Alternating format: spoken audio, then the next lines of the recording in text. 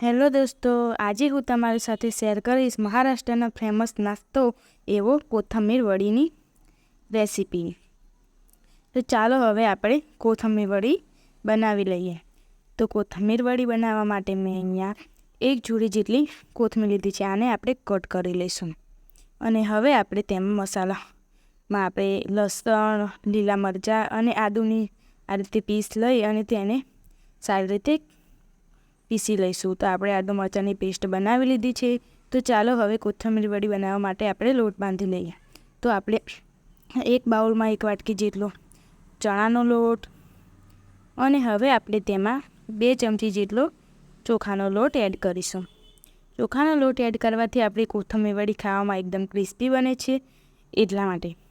તો હવે આપણે તેમાં મસાલામાં અડધી ચમચી જેટલો લાલ મરચું પાવડર, અડધી ચમચી જેટલો હળદર પાવડર, અડધી ચમચી જેટલો ધાણા જીરું પાવડર અને હવે આપણે તેમાં અડધી ચમચી જેટલો ચાટ મસાલો એડ કરીશું.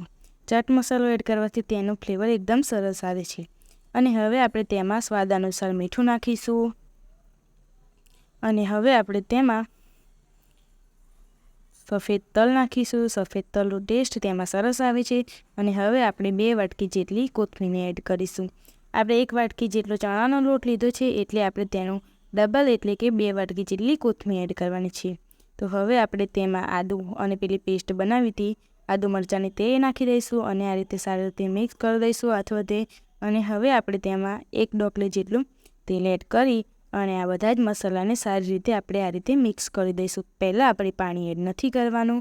આ રીતે સરસ આપણું બધું વસ્તુ મિક્સ થઈ ગઈ છે, તમે જોઈ શકો છો.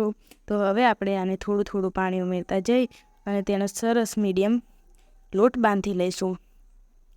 તો દોસ્તો, તમે જોઈ શકો છો કે મેં થોડું પાણી ઉમેરતા જઈને તેનો આવી સરસ મીડિયમ લોટ બાંધી લીધો છે. તો હવે આપણે તેમાં થોડું તેલ એડ કરી અને સારી રીતે લોટને મિક્સ કરી દઈએ, તેથી આપણો લોટ ચોંટે નહીં એટલા માટે. તો હવે આપણે તેને સ્ટીમ કરવા માટે આવી રીતે એક કાણાવાળી ચાળણી લેવાની છે અને તેમાં આપણે થોડું તેલ એડ કરીશું. તમે થાળી હોય તો થાળી પણ લઈ શકો છો. અને આ રીતે બધી જગ્યાએ તેલને આપણે ફેલાવી દઈશું, તેથી આપણો લોટ નીચે ચોંટે નહીં. તો આપણે બધી વસ્તુ ફેલાવી દીધી છે. તો આ રીતે લોટનો લુવો લઈ અને આ રીતે સરખા માપે આપણે તેને પ્રેસ કરી અને ફેલાવી દેવાનું છે. તો મેં અહીંયા અડધી જગ્યા ઉપર જ આ રીતે લોટને દબાવીને ફેલાવી દીધો છે, તેથી આપણી કોથમીર વડીનું માપ એકદમ પરફેક્ટ રહે અને તેના ક્યુબ એકદમ સરસ પડે, ચોરસ. તો આ રીતે મેં કોથમીર લોટને ફેલાવી દીધો છે અને હવે તેના ઉપર આપણે થોડા તલ સ્પ્રિંકલ કરી દઈશું અને તલને આ રીતે હાથ સાથે દબાવીને પ્રેસ કરી દઈશું. તો આપણે હવે તેને સ્ટીમ કરી દઈશું. તો સ્ટીમ કરવા માટે મેં અહીંયા તપેલામાં પાણી ગરમ થવા રાખ્યું છે અને પાણી ગરમ થઈ ગયું છે. તો આ રીતે ચાળણી તેના ઉપર રાખી અને તેના ઉપર આપણે આ રીતે તાસ જેવું ઊંધું પાડીને 15 થી 20 મિનિટ માટે સ્ટીમ કરી દઈશું.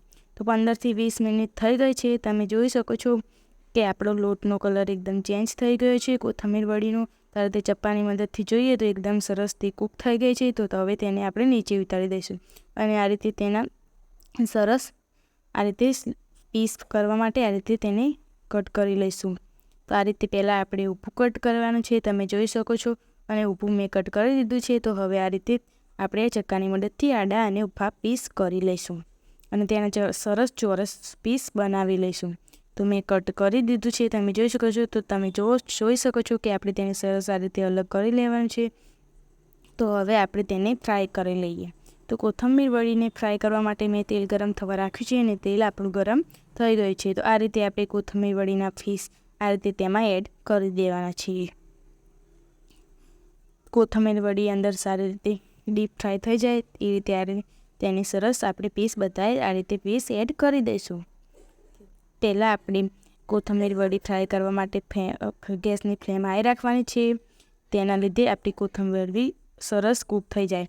તો તમે જોઈ શકો છો કે આપણી કોથમીર વડી થોડી કૂક થઈ ગઈ છે. તો હવે આપણે ગેસ થોડો ઓછો કરી દઈશું અને આને થોડી ક્રિસ્પી થાય ત્યાં સુધી આપણે તેને કૂક કરી લઈશું. તમે જોઈ શકો છો દોસ્તો કે આપણી કોથમીર વડી એકદમ ક્રિસ્પી થઈ ગઈ છે. તો આને હવે એક પ્લેટમાં કાઢી લઈશું આ રીતે.